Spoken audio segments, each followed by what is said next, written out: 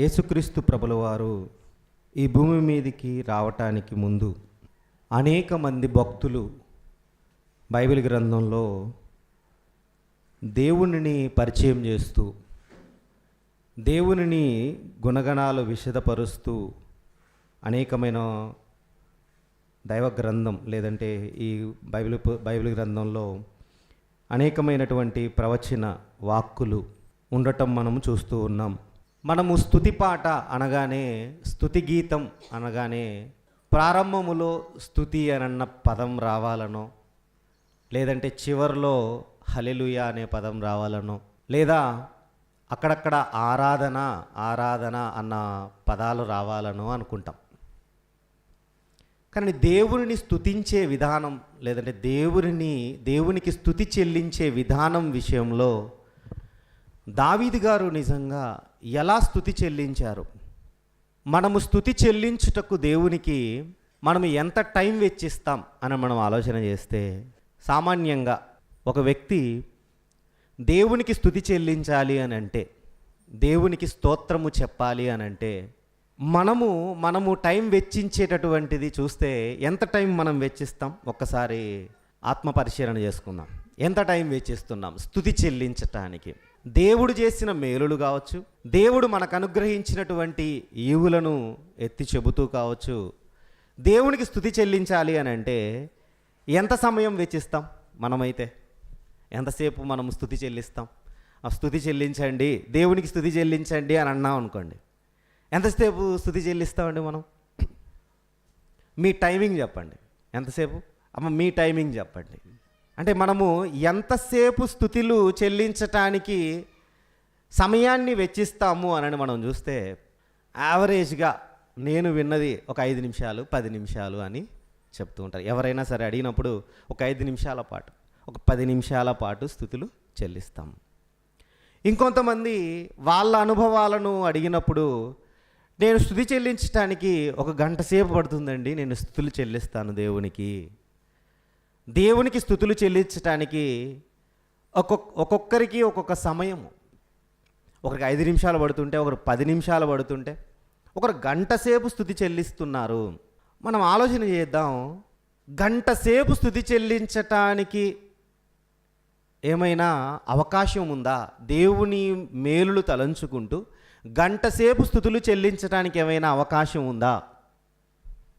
5 నిమిషాలు కొంతమందికి సరిపోతుంది, 10 నిమిషాలు కొంతమందికి సరిపోతుంది, కొంతమంది గంట టైం పడుతుంది. దావీదు గారు స్తుతి చెల్లించిన విధానం మనం చూస్తే 5 నిమిషాలు కాదు, 10 నిమిషాలు కాదు, గంట సేపు కాదు, ఆయన దినమెల్లా స్తుతిస్తూ ఉన్నాడట. అంటే దినమెల్లా స్తుతించడం ఎలా సాధ్యం? మనల్ని స్తుతి చెల్లించామన్నాం అనుకోండి, మన జ్ఞాపకం తెచ్చుకుంటాం. దేవుడు నాకేం చేశాడు, మెయిన్వన్నీ జ్ఞాపకం తెచ్చుకొని మన స్తుతి ప్రార్థనలో లేదంటే మనం స్తుతులు చెల్లించేటటువంటి దానిలో వాటిని పెట్టుకుంటూ వస్తాం. వాటిని పెట్టుకుంటే ఎంతసేపు అవుతుంది? ఎంతసేపు మనం స్తుతులు చెల్లించడానికి వీలవుతుంది? మరలా వాటిని రిపీట్ చేసుకుంటూ ఒక 10 నిమిషాలు ఒకవేళ దానిని పొడిగించచ్చేమో కానీ ఆ తర్వాత స్తుతులు చెల్లించడానికి ఏమున్నాయి? కానీ దేవుడు బైబిల్ గ్రంథంలో దావీదు గారి ద్వారా రాయించినటువంటి మాటలు మనం చూస్తే, స్తుతి కీర్తన, ఇది స్తుతి కీర్తన అని అనుకుంటాం మనం. 68వ కీర్తనను చూద్దాం. చూడండి, కీర్తనల గ్రంథము 68వ కీర్తన ఏమనుంది? దేవుడు లేచునుగాక, ఆయన శత్రువులు చెదిరిపోవుదురు గాక, ఆయనను ద్వేషించువారు ఆయన సన్నిధి నుండి పారిపోవుదురు గాక అని అంటున్నాడండి. ఇక్కడ మనం ఆలోచన చేస్తే ఇది స్తుతి కీర్తన. ఇది దేవుడు లేచునుగాక అంటున్నాడు, ఆయన శత్రువులు చెదిరిపోవుగాక అంటున్నాడు, ఆయనను ద్వేషించువారు ఆయన సన్నిధి నుండి పారిపోవుదురుగాక అంటున్నాడు. మనకు అర్థం కాదండి. మనము ఆలోచన చేస్తే ఇది స్తుతి కీర్తన అని మనం అనుకోం. ఎప్పుడు అనుకుంటాం మనం స్తుతి కీర్తన అని? యెహోవాను స్తుతించుడి. ఎలా ప్రారంభం అవ్వాలి? ఆ కీర్తన ఎలా ప్రారంభం అవ్వాలి? దేవుని స్తుతించుడి, లేదంటే యెహోవాను స్తుతించుడి, సర్వజనులారా ఆయనకు గానము చేయుడి, ఇలాంటి పదాలతో కీర్తన ప్రారంభమైంది అనుకోండి, మనం ఏమనుకుంటాం? ఇది స్తుతి గీతము, స్తుతి కీర్తన అనుకుంటాం. కానీ దావీదు గారు ప్రారంభించడం దేవుడు లేచునుగాక, ఆయన శత్రువులు చెదిరిపోవుదురుగాక అని మాట్లాడుతూ ఈ ఈ అధ్యాయం అంతా లేదా ఈ కీర్తన అంతా ఎన్ని వచనాలు ఉన్నాయి? 35 వచనాలు ఉన్నాయి. చివర్లో ఏమన్నాడు చూడండి, 35వ వచనం. తన పరిశుద్ధ స్థలములలో దేవుడు భీకరుడు, ఇశ్రాయేలు దేవుడే తన ప్రజలకు బలపరాక్రమములను అనుగ్రహించుచున్నాడు, దేవుడు స్తుతి నొందును గాక. స్తుతి కీర్తనేనా? చూసారా ఎక్కడ స్తుతి చెల్లించాడు? మొత్తం చెప్పుకుంటూ వచ్చి చివరి వచనములో దేవుడు స్తుతి నొందునుగాక అని అన్నాడండి.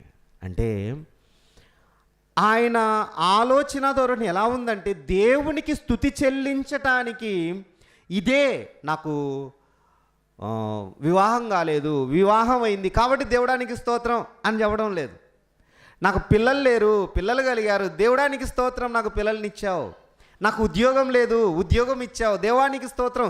అంటే మనం ఏమనుకున్నామంటే దేవునికి స్తుతి చెల్లించడానికి కొన్ని కారణాలు పెట్టుకున్నాం, కొన్ని రీజన్స్ పెట్టుకున్నాం. ఈ రీజన్స్ ఉంటేనే దేవునికి స్తుతి చెల్లించవచ్చు అని అనుకున్నామండి. కానీ దావీదు గారు స్తుతి చెల్లించటానికి ఆయన టైం స్పెండ్ చేస్తున్నారు. వేటిని తీసుకుని ఆయన స్తుతి చెల్లిస్తున్నాడో మనం చూస్తే, ఆయన రుచి చూచిన విధానాన్నంతా మైండ్లో పెట్టుకొని, ఆయన రుచి ఎరిగినటువంటి విధానము, దేవుడిని రుచి చూసినటువంటి విధానాన్ని మనసులో పెట్టుకొని ఆయన స్తుతి చెల్లిస్తున్నాడు. మనము కూడా అలా చెల్లించవలసిన వాళ్ళమే. పేతురు గారు రాసినటువంటి మొదటి పత్రికలో 2వ అధ్యాయం 1వ వచనంలో ఏమంటాడంటే, పేతురు గారు ఏమంటారు? పేతురు గారు రాసినటువంటి మొదటి పత్రిక 2వ అధ్యాయము 1వ వచనము, ప్రభువు దయాళుడని మీరు రుచి చూచి ఉన్న ఎడల అంటున్నాడండి. అంటే ప్రభువు దయాళుడని ఎవరు రుచి చూడాలి? మీరు అంటున్న మనము రుచి చూడాలి. అలాగా రుచి చూచిన ఆయన దావీదు గారు, ఆయన రుచి చూచినటువంటి విధానమును మనసులో పెట్టుకొని స్తుతి చెల్లిస్తున్నాడు, స్తుతి చెల్లిస్తున్నాడు. ఆయన స్తుతులు చెల్లించటానికి కారణాలు ఏం వెతుక్కుంటున్నాడో తెలుసా ప్రియులారా? ఎక్కడి వరకు వెళుతున్నాడో తెలుసా? ఈరోజు మనము కూడా స్తుతి చెల్లించే విధానాన్ని ఇలానే ఎంచుకోవాలి అని పాఠం నేర్పిస్తున్నాడు ప్రియులారా. మనం స్తుతులు చెల్లించడానికి మనం దైనందిన జీవితంలో మనకు దేవుడు జరిగించినవే ఎత్తి చెప్పటం కాదు. మనం స్తుతులు చెల్లించాలంటే మన కుటుంబంలో ఏమేం జరిగాయో లెక్కేసుకుంటాం, వాటిని మనము అపజెబుతాం దేవునికి. కానీ దావీదు గారి స్తుతి విధానం మనం గమనిస్తే ఈ విధానాన్ని మనము అలవర్చుకోవాలి అని అన్నది మనకు అర్థమవుతుంది. చూడండి, దావీదు గారి స్తుతి విధానం మనం అర్థం చేసుకునే ప్రయత్నం చేద్దాం. దినవృత్తాంతముల మొదటి గ్రంథము 17వ అధ్యాయము 20వ వచనాన్ని చదువుదాం. యెహోవా, మేము మా చెవులతో వినినదంతయు నిజము, నీ వంటి వాడెవడునూ లేడు, నీవు తప్ప మరి ఏ దేవుడును లేడు. ఏమండి ఇక్కడ మాట్లాడుతున్నది ఎవరు? 17వ అధ్యాయంలో మాట్లాడుతున్నది ఎవరో తెలియాలంటే 15వ వచనం చదువుదాం. నాతాను తనకు ప్రత్యక్షమైన దానిని బట్టి ఈ మాటలన్నింటినీ దావీదునకు తెలియచేయగా, రాజైన దావీదు వచ్చి యెహోవా సన్నిధిని కూర్చుండి ఈలాగు మనవి చేసెను. ఇప్పుడు దావీదు గారు మాట్లాడుతున్నారు. ఎలా మాట్లాడుతున్నారో చూడండి, 20వ వచనం. యెహోవా, మేము మా చెవులతో వినినదంతయు నిజము అంటున్నాడండి. మా చెవులతో వినినదంతయు నిజము. ఏం విన్నాడు ఇంతకు? దావీదు వినిన దాని గురించి కూడా స్తుతి ప్రార్థనలో చేస్తున్నాడు, అంటే స్తుతులు చెల్లించుటలో ఉపయోగిస్తున్నాడు. ఏం విన్నాడు ఇంతకు దావీదు గారు? ఏం విన్నాడంటే, నీ వంటి వాడెవడునూ లేడు, నీవి తప్ప మరి ఏ దేవుడునూ లేడు, నీ జనులైన ఇశ్రాయేలీయుల వంటి జనము భూలోకమందు ఏది, ఐగుప్తులో నుండి నీవు విమోచించిన నీ జనుల ఎదుట నిలవనీయక నీవు అనేక జనములను తోలివేసినందువలన నీవు మహాభయంకరమైన పేరు తెచ్చుకుంటివి, వారు నీ స్వంత జనులగునట్లు వారిని విమోచించుటకై దేవుడవైన నీవు బయలుదేరితివి. అంటే ఎక్కడ నుండి ప్రారంభిస్తున్నాడో తెలుసండి? దేవుడికి స్తుతి చెల్లించాలి అని అంటే దేవుడిని మొదట ఆయన ఎవరు అసలు ఇంతకు? మనము దేవుడు అన్న పదాన్ని చాలా చిన్నగా చూస్తున్నాం కాబట్టి ఆయన గొప్పతనం అర్థం కావడం లేదండి. దావీదు గారు ఎలా చూస్తున్నారంటే, మా చెవులతో మేము వినినదంతయు నిజము అని నమ్ముతున్నాడు.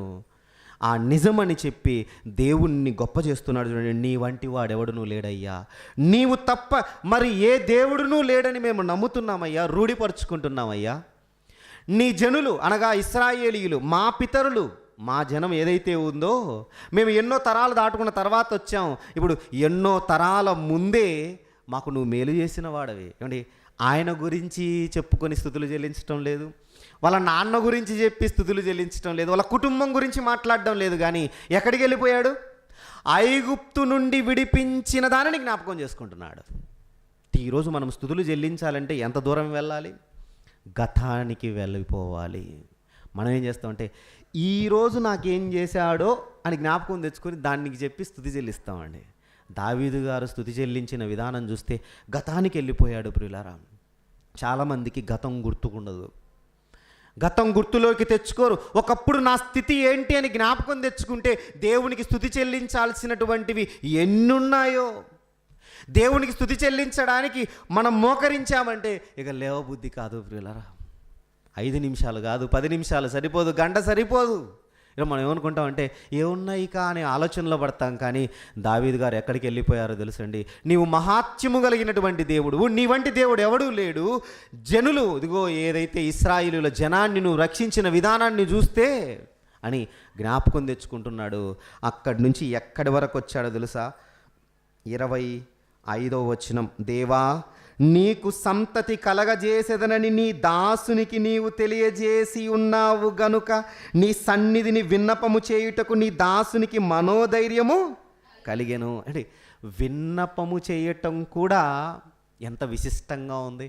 ఎక్కడి నుంచి తీసుకొని వచ్చి, అయ్యా నువ్వు నీ దాసునికి సంతతి కలగజేస్తానన్నావు, ఆ సంతతిని సింహాసనం మీద స్థిరపరుస్తానన్నావు అని చెప్పటానికి, స్తుతులు చెల్లించటానికి ఆయన వాడినటువంటి విధం చూస్తే నిజంగా మనము ఎలా స్తుతులు చెల్లిస్తున్నాం, మనం ఏం చేస్తున్నాం? ఆయన గతం నుంచి వచ్చాడు, వర్తమానానికి వచ్చాడు, భవిష్యత్తులోనికి కూడా వెళ్తున్నాడు. చూడండి క్రిందికి వెళ్తే భవిష్యత్తులోనికి కూడా వెళ్తున్నాడు. 26, యెహోవా నీవు దేవుడవై ఉండి నీ దాసునికి మేలు దయచేసేదని సెలవిచ్చి ఉన్నావు. ఇప్పుడు నీ దాసుని సంతతి నిత్యము నీ సన్నిధిని ఉండునట్లుగా దానిని ఆశీర్వదింపననుగ్రహించి ఉన్నావు. యెహోవా నీవు ఆశీర్వదించిన యెడల అది ఎన్నటికి నీ ఆశీర్వదింపబడి ఉండును. ఎక్కడికి వెళ్ళాడు? నిత్యము అంటే ఎక్కడికి వెళ్ళాడు? గతము నుండి వర్తమానానికి వచ్చాడు. ఇదిగో నా సంతతిని నువ్వు ఆశీర్వదిస్తానన్నావు కదా. గతం అంటే ఇశ్రాయేలీయుల గురించి ఆలోచన చేశాడు, చెప్పాడు, ప్రార్థనలో స్తుతిలో వాళ్ళకు చేసిన గొప్పతనాన్ని చెప్పాడు. వర్తమానానికి వచ్చాడు, ఇదిగో నా సంతతిని నువ్వు నాకు సంతతి ఇస్తానన్నావు అని వర్తమానం చెప్పాడు. ఈ వర్తమానము నుండి ఎక్కడికి వెళ్తున్నాడు తెలుసండి? భవిష్యత్తుకి వెళ్తున్నాడు. నిత్యము నీ సన్నిధిని ఉండునట్లుగా అంటే తన తరాలు, రాబోయే తరాల గురించిన ఆలోచన కలిగి ఉన్నాడు. ఇప్పుడు చెప్పండి, స్తుతి చెల్లించటానికి మనకు విషయం లేదంటారా? గతము నుండి వర్తమానానికి, వర్తమానము నుండి భవిష్యత్తును జ్ఞాపకం చేసుకుంటూ తండ్రి అయిన దేవుడిని స్తుతించవచ్చు. ఆయన ఒక మాట వాడాడండి, మేము మా చెవులతో వినిన దానిని. ఎక్కడ వినింటాడు? దేవుడి గొప్పతనం గురించి, ఈ విషయాలన్నింటి గురించి ఎక్కడ వినే అవకాశం ఉంది చెప్పండి?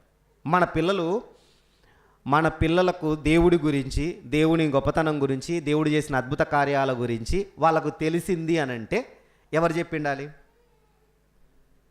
చెప్పాలి. ఎవరు? తల్లిదండ్రులు, ఇంకా సండే స్కూల్లో వాళ్ళ టీచర్స్. అవునా కదా? దావీదు గారు కూడా ఎక్కడ నేర్చుకుని ఉంటారు? ఖచ్చితంగా ఇంట్లో తల్లిదండ్రుల దగ్గర నేర్చుకుని ఉంటారు. ఒకసారి చూడండి, కీర్తనల గ్రంథము 86వ కీర్తనలో జ్ఞాపకం చేస్తున్నాడండి. నా తట్టు తిరిగి నన్ను కరుణింపుము, నీ సేవకునికి నీ బలమును అనుగ్రహింపుము, నీ సేవకురాలి కుమారుని రక్షింపుము అంటున్నాడండి. ఎవరట? దావీదు గారి తల్లి. నీ సేవకురాలి కుమారుని అని అంటున్నాడు. అంటే ఆమె సేవకురాలిగా పరిచయం చేస్తున్నాడు అని అంటే ఆమె ఎంత భక్తిలో దావీదు గారిని పెంచి ఉందో అర్థం చేసుకోవచ్చు ప్రియులారా. చిన్ననాటి నుండే దావీదును తల్లి పెంచింది, సేవకుడిగా పెంచింది. నువ్వు దేవుని కొరకే నాయనా అని పెంచింది. ఎన్నో విషయాలు, పూర్వీకుల విషయాలు, పితరుల విషయాలన్నింటినీ, దేవుడు చేసిన మహత్కార్యములను, గొప్పతనాన్నంతటినీ తెలియజెప్పింది. కాబట్టి మొట్టమొదటి మన తల్లిదండ్రుల దగ్గర మనం నేర్చుకోవాలి. స్తుతులు చెల్లించటానికి తల్లిదండ్రులను మనం అడగాలి. మీ నాన్నతో మాట్లాడండి, మీ అమ్మతో మాట్లాడండి. పెద్ద అయిపోయాం, చిన్నప్పటి నుంచి వాళ్ళు మనకు చెప్పాలి. ఒకవేళ చెప్పారో లేదో, ఇప్పుడైనా మించిపోయింది లేదు. తల్లిదండ్రులు ఉన్నవారు లేదంటే వాళ్ళను అడిగే ప్రయత్నం చేయండి. అమ్మ, దేవుడు మన జీవితంలో ఏం చేశాడు, మన కుటుంబానికి ఏం చేశాడు, మన పితరులకు ఏం చేశాడు అంటే మన సిచ్యువేషన్ ఇలా ఉండడానికి ఆయన పాత్ర ఏంటి అని మనం ఎవరిని అడగాలి? ఎవరిని అడిగే ప్రయత్నం చేయాలి? మన తల్లిదండ్రులను అడగాలి. వాళ్ళు చెప్తారండి. మనం వాళ్ళతో మాట్లాడితే చిన్నప్పటి నుంచి మనకు అలవాటు ఏంటంటే కథ చెప్పు, ఆ కథ చెప్పు, బేతాల కథ చెప్పు, ఆ కథ చెప్పు, ఈ కథ చెప్పు అని కథలతోనే మనము ముగించిపోయాం. కానీ ఒకప్పుడు దేవుడు చెప్పమన్నది పడుకున్నప్పుడు, లేచినప్పుడు, వారు పరిగెత్తుతున్నప్పుడు, వారు నడుచుతున్నప్పుడు ఏం జ్ఞాపకం చేయమన్నాడు? నా మాటలు తెలియజేయ అని అన్నాడు కదా. ఈరోజు తల్లిదండ్రులు చేయాల్సింది పిల్లలకు అదే. ఒకవేళ ఇప్పటికీ తెలుసుకోలేని పరిస్థితి ఉంటే తల్లిదండ్రులను కూర్చోబెట్టి అడగండి, వాళ్ళతో టైం స్పెండ్ చేయండి, వాళ్ళతో పంచుకునే ప్రయత్నం చేయండి. వాళ్ళ జ్ఞాపకాల దొంతరలను కదిలించాలి మనం. వాళ్ళు అప్పుడు మాట్లాడతారండి. వాళ్ళ జ్ఞాపకాలు మనం ఏమనుకుంటామంటే సోది ఆపు అని అంటాం, ఏదో చెప్తున్నాడులే అని పట్టించుకోం పెద్దవాళ్ళు ముసలివాళ్ళు చెప్తున్నప్పుడు. కానీ నిజంగా వారు దేవుడు మనకు చేసిన మేలులు వాళ్ళ జీవితాలలో జ్ఞాపకం చేస్తూ ఉంటాడు. మా అమ్మ చెప్పేదండి, మా అమ్మ చిన్నప్పుడుగా ఉన్న విషయాలు నాకు తెలియదు, నేను చిన్నప్పుడుగా ఉన్న విషయాలు మా అమ్మ చెబితే తెలుస్తుంది అనుకోవచ్చు, లేదంటే ఇతరులు చెబితే తెలుస్తుంది అనుకోవచ్చు. మా అమ్మ చిన్నప్పుడుగా ఉన్న విషయాలు ఎవరు చెప్పాలి? మా అమ్మకు వాళ్ళ అమ్మ చెప్పింటే మా అమ్మ నాకు చెప్పాలి. మా అమ్మమ్మకు కొంచెము హెల్త్ ఇష్యూ ఉండటం వల్ల ఆమెకు చాలా మతిమరుపు, లేదంటే కొద్దిగా పిచ్చిగా ఉండేది ప్రియులారా. పిచ్చిగా ప్రవర్తించడం, పిచ్చిగా ఉండడం అంటే చివరి దినాలలో, మా అమ్మ పుట్టిన ఆ దినాలలో అలా ఉన్నప్పుడు మా అమ్మను తీసుకుని వెళ్ళి ఒక బావి పైన ఉంటుంది కదా, అది ఆ బావి పైన పడుకోబెట్టిందటండి. మా అమ్మని తీసుకెళ్ళి చిన్న పాపగా ఉన్నప్పుడు ఆ బావి మీద అలాగా పడుకోబెట్టేసి వెళ్ళిపోయిందట. నిజంగా ఆలోచన చేస్తే దేవుడు మా జీవితంలో చేసిన అద్భుత కార్యానికి స్తుతి చెల్లించాలి అంటే ఇది ఒక కారణం కాదా? అప్పుడు ఆమెను ఎవరో చూసి అక్కున చేర్చుకొని మళ్ళీ ఇంటికి తెచ్చిచ్చి చేర్చారు. ఆమె అప్పుడు ఒకవేళ బావిలో పడిపోయిందంటే మేము వచ్చేవాళ్ళమా? ఈరోజు నేను ఈ భూమి మీద ఉన్నాను అని అంటే అప్పుడు దేవుడు మా అమ్మను కాపాడిన విధానం ఇప్పుడు తలుచుకొని స్తుతి చెల్లించేస్తుందా లేదా? ఇప్పుడు ఇది ఎలా తెలుస్తుంది? తల్లిదండ్రులు చెబితే తెలుస్తుంది, తల్లిదండ్రులతో ముచ్చటిస్తే ఈ విషయాలు తెలుస్తాయి. ఇలాంటి విషయాలు అడగాలి. దేవుడు చేసిన మేలును మనము ఎత్తి చెప్పటానికి కాదేది అనర్హం అన్నట్టుగా ఏవైనా సరే మన తల్లిదండ్రుల నుంచి మనం నేర్చుకున్నవి మనం ఎత్తి చెప్పచ్చు ప్రియులారా. అలాగే పెద్దలు లేదా గురువులు లేదా టీచర్స్, వాళ్ళ దగ్గర నుంచి కూడా మనం ఎన్నో విషయాలు నేర్చుకోవచ్చు. దావీదు గారిని రాజుగా అభిషేకించింది ఎవరండి? దావీదు గారిని రాజుగా అభిషేకించింది ఎవరు? సమూయేలు గారు. సమూయేలు గారి వయస్సు అప్పటికి వృద్ధాప్యములో ఉన్నాడు. దావీదు గారు యవనస్తుడిగా ఉన్నాడు. యవనస్తుడిగా ఉన్న దావీదు గారు వృద్ధాప్యములో ఉన్న సమూయేలు గారితో సాంగత్యం చేశాడు. తెలుసా మీకు? మీరు ప్రవక్త, నువ్వు ప్రవక్తగా ఉండు, నేను రాజుగా ఉండు అని అన్నట్టుగా లేదు. లేదంటే నేను యవనస్తుని, నాతోటి వారితో నేను సాంగత్యం చేస్తాను, వృద్ధులతో నాకేం పని అని అన్నట్టుగా లేడు ప్రియులారా. చూడండి, ఒక మాట చూస్తే నిజంగా అవునా దావీదు గారు ఈయనతో నివాసం చేశాడా అని మనం ఆశ్చర్యపోతాం. సమూయేలు మొదటి గ్రంథము 19వ అధ్యాయము ముగింపులోకి వచ్చాం, ముగించుకుందాం. సమూయేలు మొదటి గ్రంథము 19వ అధ్యాయము 18వ వచనం చూడండి. అలాగున దావీదు తప్పించుకొని పారిపోయి రామాలోనున్న సమూయేలు నొద్దకు వచ్చి సౌలు తనకు చేసినది అంతటినీ అతనికి తెలియచేయగా అతడును సమూయేలును బయలుదేరి నాయోతుకు వచ్చి అచ్చట కాపురముండిరి. ఏమండి, ఎవరెవరు కాపురం ఉన్నారు ఇప్పుడు? దావీదు, సమూయేలు. ఏమండి, ఈ సాంగత్యం చూసారా? పెద్దలతో సాంగత్యం చాలా అవసరం, మనకంటే పెద్దవాళ్ళతో. ఈరోజు చాలామంది ఏమనుకుంటారంటే వాళ్ళ ఒక వయసు వచ్చిన తర్వాత నేనే రాజు నేనే మంత్రి అనుకుంటారండి. నా జీవితానికి నేనే రాజు నేనే మంత్రి, నాకు ఇంకొకటి చెప్తే ఇష్టం ఉండదు, నేనుగా తెలుసుకునే ప్రయత్నం చేయను. తప్పు. మన పెద్దలతో మన సాంగత్యం, పెద్దలతో వాళ్ళ అనుభవ జ్ఞానాన్ని మనం పొందుకోవడం చాలా అవసరం. ఈరోజు నేను నాకంటే పెద్దవాళ్ళతో ముచ్చటించాలి అనుకోవాలి, నాకంటే పెద్దవాళ్ళ సలహాలు తీసుకోవాలి అని అనుకోవాలి. సొంతంగా నిర్ణయాలు తీసుకుని చతికిలబడిన రోజులు జ్ఞాపకం తెచ్చుకోవాలి, ఇప్పటికైనా బుద్ధి తెచ్చుకోవాలి. దావీదు గారు సమూయేలుతో పంచుకుంటున్నాడు. వృద్ధాప్యంలో ఉన్న సమూయేలు గారు ఎన్ని చెప్పి ఉంటాడు దావీదుతో. ఏంటి, దావీదు గారికి బలం చేకూర్చింది అదే తల్లిదండ్రులు చెప్పిన మాటలు, పెద్దవాడిగా సమూయేలు గారు చెప్పినటువంటి మాటలు. బైబిల్లో కొంతమంది యవనస్తులు ఉన్నారు, వాళ్ళు ఏం చేశారో తెలుసండి, పెద్దలను పక్కన పెట్టారు. పెద్దలను పక్కన పెట్టి రాజ్యాన్ని నడిపినటువంటి రాజులంతా ఏమయ్యారు? పతనమయ్యారు. పెద్దలను హక్కును చేర్చుకుని పెద్దల మాటలు గౌరవించి వాళ్ళ నిర్ణయాలను బట్టి రాజ్యాన్ని నడిపించినటువంటి వారు సక్సెస్ అయ్యారు. ప్రియులారా, దావీదు ఒకడు అందులో. ఎందుకంటే సమూయేలు మామూలుగా పెరగలేదు. సమూయేలు ఒక హన్నమ్మ చేసినటువంటి విజ్ఞాపన ప్రార్థన ద్వారా ఆయన పొందుకున్నారు. సమూయేలు గారు వచ్చారు. ఆ సమూయేలు గారు పెరిగిన వాతావరణం అంతా దేవుని సన్నిధిలో పెరగబడింది. అంటే ఇప్పుడు దేవుని గురించి చెప్పాలి అని అంటే సమూయేలు కంటే మించినవాడు ఉన్నాడా? దేవుడు చేసిన మేలులు కావచ్చు, దేవుని శక్తి కావచ్చు, దేవుని యొక్క బాహుబలం గురించి వివరించాలి అని అంటే సమూయేలు కంటే గొప్పవాడు ఇంకెప్పుడు లేడు ఆ కాలములో. కాబట్టి సమూయేలు గారు వివరించారు దావీదు గారికి, దావీదు నేర్చుకున్నారు. అందుకే దావీదు గారు రచించినటువంటి ఆ కీర్తనలన్నింటిలో కూడా నాకు పితరులు వివరించారు, నాకు పెద్దలు వివరించారు అన్నటువంటి మాటలే ఉంటాయి. ప్రియులారా, చూడండి, కీర్తనల గ్రంథము 113వ కీర్తనలో, కీర్తనల గ్రంథము 113వ కీర్తన అంటే సమూయేలు గారి దగ్గర నేర్చుకున్నాడు, లేదంటే సమూయేలు గారి దగ్గర విన్నదే ఆయన తెలుసుకుని అలాగ స్తుతులు చెల్లిస్తున్నాడు అనడానికి 113వ కీర్తన 8-9 వచనాలు చదువుదాం. ఆయన నేల నుండి దరిద్రులను లేవనెత్తువాడు, పెంట కుప్ప మీద నుండి బీదలను పైకెత్తువాడు. ఆయన సంతులేని దానిని ఇల్లాలుగాను, కుమార్ల సంతోషము గల తల్లిగాను చేయును. యెహోవాను స్తుతించుడి. స్తుతి చెల్లించడానికి ఏం పదాలు వాడాడు? దరిద్రులను లేవనెత్తువాడు, పెంట కుప్ప మీద నుండి బీదలను పైకెత్తువాడు, సంతులేని దానిని ఇల్లాలుగాను, కుమార్ల సంతోషము గల తల్లిగాను చేయును అంటున్నాడండి. ఏంటి ఈ పదాలు ఎక్కడి నుంచి వచ్చాయి? ఈ మాటలు ఎక్కడి నుంచి వచ్చాయి తెలుసా? ఒక్కసారి సమూయేలు మొదటి గ్రంథం 2వ అధ్యాయం, ఇది అలాగే పెట్టుకోవాలి, ఇది అలాగే జ్ఞాపకంలోనికి తెచ్చుకోవాలి. సమూయేలు మొదటి గ్రంథము 2వ అధ్యాయము 1వ వచనం చదువుదాం.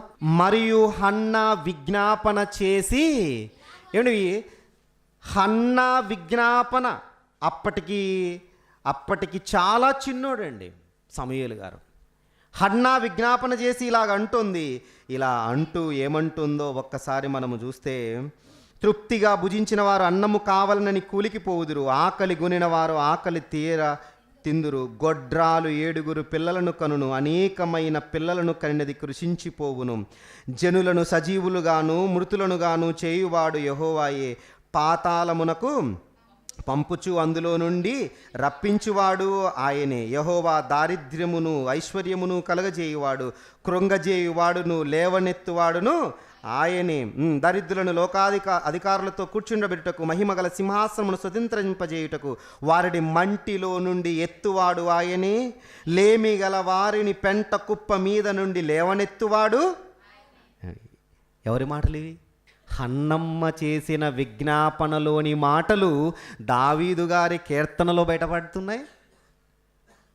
ఏంటి లింక్ అంటే, హన్నమ్మ చెప్పింది సమూయేలుకి, జ్ఞాపకం చేసి, అయ్యా నీ గురించి నేను విజ్ఞాపన చేశాను, ఇలాగ చెప్పాను, ఇలాగ తండ్రితో నేను విజ్ఞాపన చేసుకున్నాను, ఇలాంటి మాటలు నేను చెప్పి నిత్యము ప్రార్థిస్తూ ఉంటే నువ్వు వచ్చావయ్యా, నువ్వు దేవుని కొరకు బ్రతకాలి చక్కగా. ఈ మాటలన్నీ రిజిస్టర్ చేసుకున్న సమూయేలు గారు ఎవరికి ట్రాన్స్ఫర్ చేశారు? ఆ మాటలన్నీ దావీదు గారికి చెప్పారు.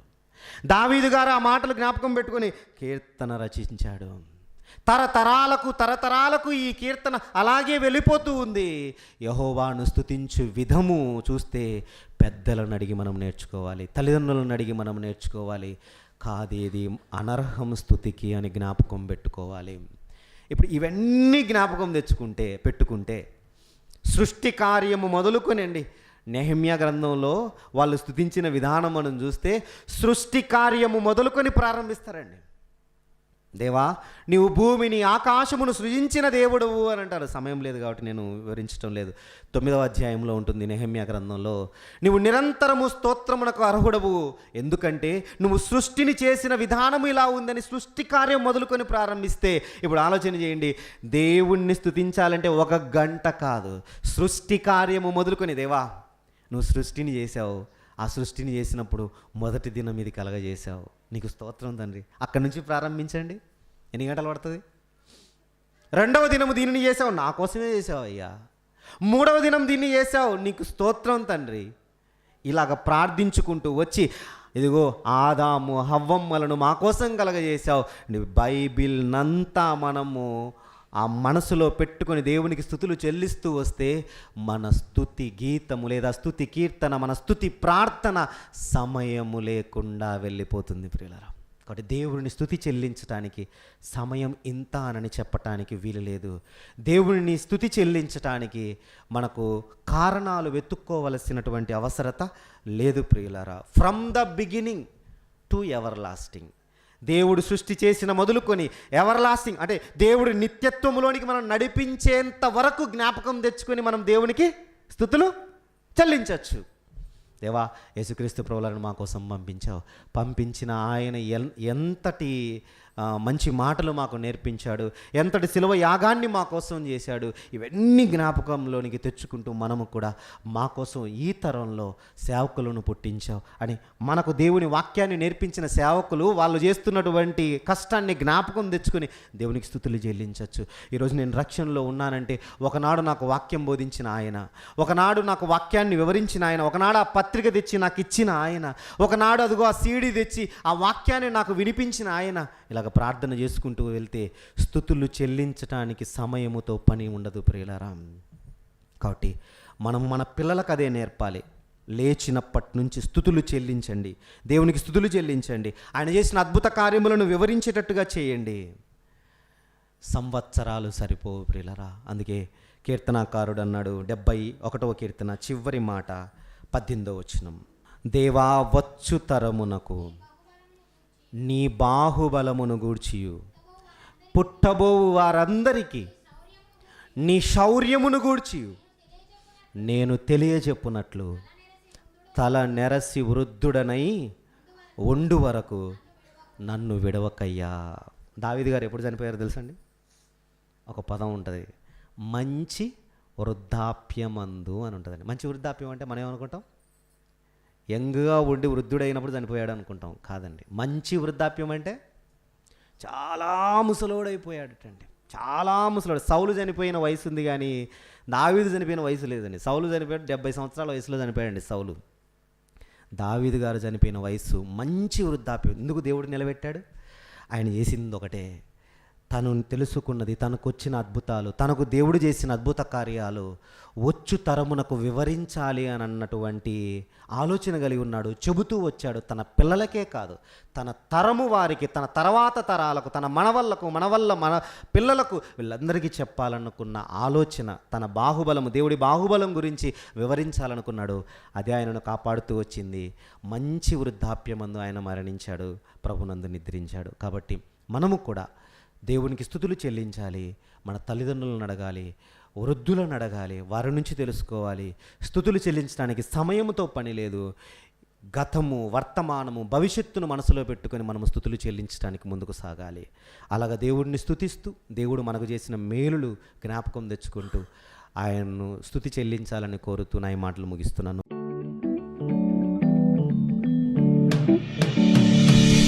బ్రదర్ జి నవీన్ బాబు గారి మరిన్ని ఆత్మీయ సందేశముల కొరకు నవీన్ బాబు అఫీషియల్ అనే యూట్యూబ్ ఛానల్ని సబ్స్క్రైబ్ చేసుకోగలరు.